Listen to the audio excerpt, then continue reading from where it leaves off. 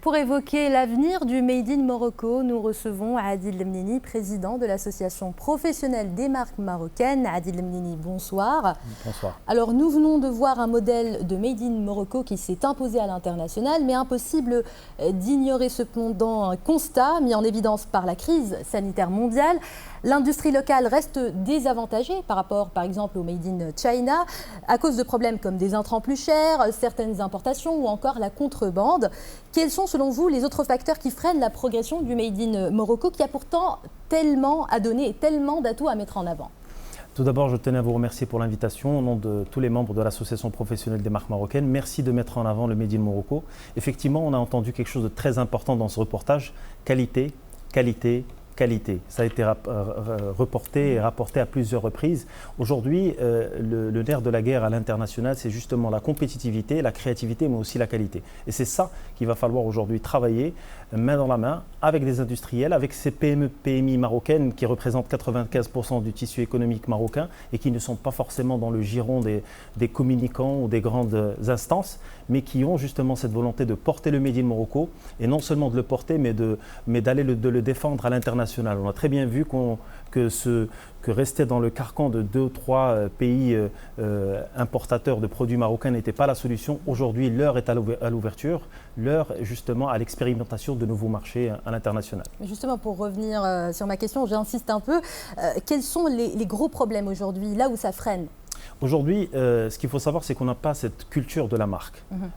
Pour parler Made in Morocco, aujourd'hui, vos téléspectateurs très rarement sauront qu'un code barre qui démarre avec un chiffre de 611 veut dire que c'est le Maroc. Pourquoi ? Parce qu'on n'a pas communiqué, parce qu'on n'a pas légiféré. Pourquoi ? Parce que très souvent, ces institutions qui, elle, gère la marque et gère sa protection et sa diffusion, communique d'une manière qui n'est pas forcément accessible à ces gens. On ne parle pas en arabe, on ne parle pas en dirigeant, on est très souvent en français ou avec des réglementations en anglais. Et aujourd'hui, le citoyen marocain n'est pas réceptif à ce genre de choses. Dieu merci, les choses sont en train d'évoluer. Dieu merci, la Covid a fait que la conscientisation par rapport à ce sujet primordial et prioritaire est là et les choses sont en train de bouger. Donc plus de communication. Donc c'est justement parce que c'est le nerf de la guerre. Le nouveau cheval de bataille du gouvernement qui a annoncé vouloir privilégier désormais le Made in Morocco. Effectivement, il y a un texte de loi qui a été voté pendant la période du Covid qui donne un certain nombre d'avantages aux sociétés marocaines ou aux produits marocains, notamment concernant la commande publique, ce qui est extraordinaire parce qu'aujourd'hui, ça ouvre aussi des perspectives pour nos TPE, PME. Mais ce qu'il faut savoir, c'est qu'il faut aujourd'hui mettre en place aussi des systèmes qui leur permettent d'aller vers cette culture de marque. On parle très souvent de business plan, mais on parle très rarement de business plan marque. C'est le plus important.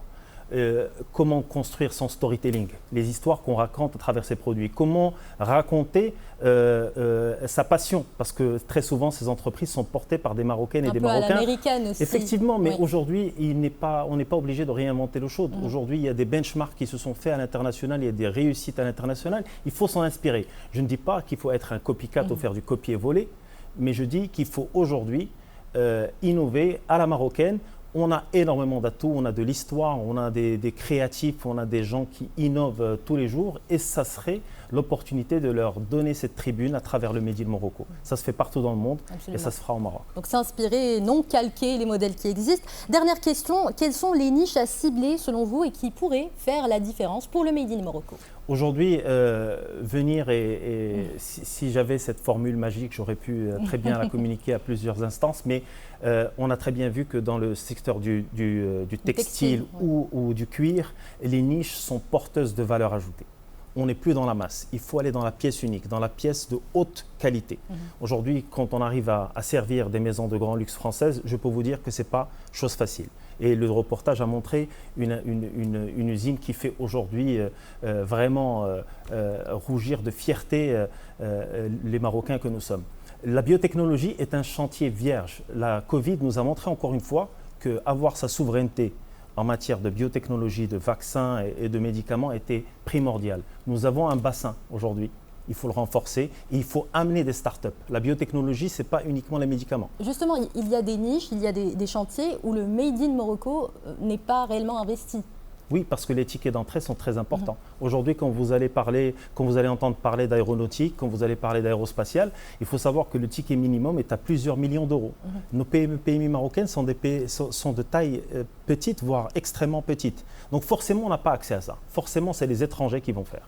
Aujourd'hui, notre souhait serait justement d'aller dans de la réalité économique. Quels sont les besoins aujourd'hui? On a parlé de cartographie du Made in Morocco sur les 12 régions marocaines pour savoir ce qu'il faut au niveau régional. On a parlé de ce manifeste du Made in Morocco, à l'image de ce qui s'est fait pour le manifeste de l'indépendance, qui est un acte très fort et historique pour notre pays.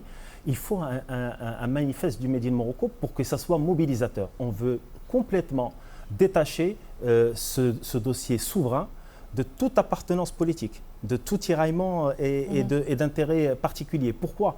Parce que les gouvernements changent, mais notre vision doit être unique et doit être surtout focalisée sur la mise en avant des atouts de notre pays et de ce que nous voulons construire pour la future vision de notre royaume. Adil Lemnini, je rappelle que vous êtes président de l'Association professionnelle des marques marocaines. Merci d'avoir répondu à l'invitation d'InfoSoir. Merci à vous.